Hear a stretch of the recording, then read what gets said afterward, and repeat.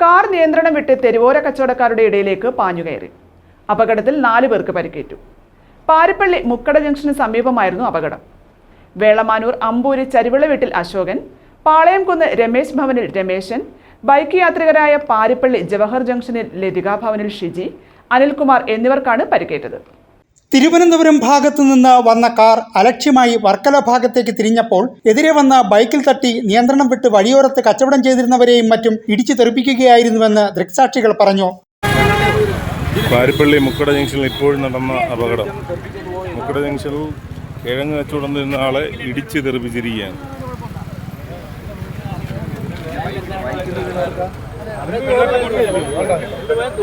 ഇപ്പോൾ സമയം 12:30.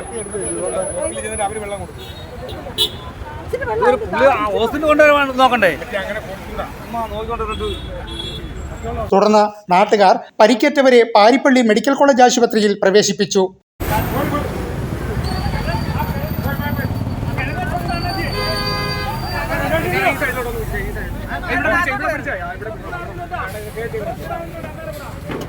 പാരിപ്പള്ളി പോലീസ് കേസെടുത്ത് അന്വേഷണം ആരംഭിച്ചു.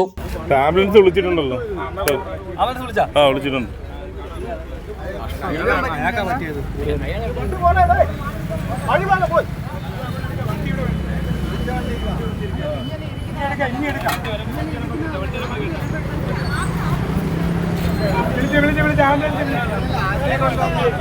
News bureau, Kottiyam.